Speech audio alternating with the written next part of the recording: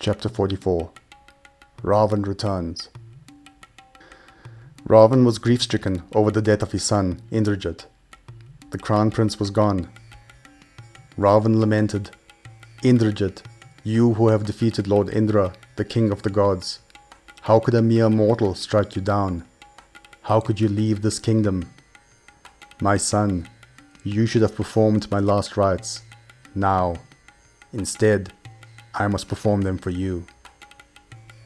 Ravana's grief then turned to fury. He considered slaying Sita in retaliation for his son's death, but was stopped by a royal advisor. News of the demon prince's death spread through Lanka. Some reacted with anger and panic, but many stoically blamed their circumstances on the actions of Suparnika, the demon king's sister, and on Ravana, the demon king himself. Ram's reputation as that of a noble leader, guided by righteousness and concerned with the welfare of all, reached even within the gates of Lanka. Ravana gave the orders for all Rakshasas capable of bearing arms to join the military ranks. At dawn, Ravana readied himself for battle and mounted his royal war chariot. His remaining generals had assembled a fresh and formidable army ready for battle. The demon king thundered onto the battlefield, launching astras that decimated Vanara soldiers by the thousands.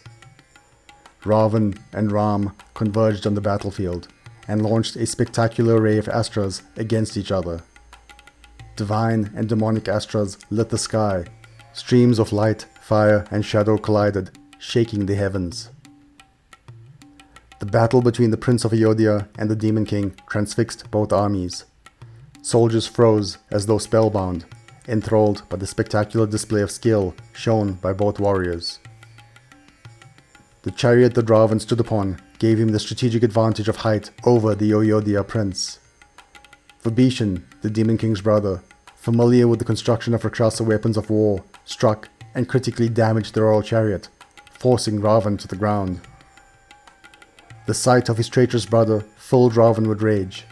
He grabbed a lance from the chariot wreckage. The Demon King launched the lethal spear into the air, aiming at Vibhishan. But, at the last moment, Vibhishan was pushed aside by the Ayodhya prince Lakshmana. The lance hit Lakshmana on the chest, and the valiant prince fell to the ground, deathly still. Thank you for watching so far. I hope you enjoyed. If you did, please hit the like button. If you're new here, please subscribe. This will ensure that more people can find this resource. Click the notification button so that you can be the first to know about new uploads. And please do comment below. I'll do my best to reply to any questions. Thank you.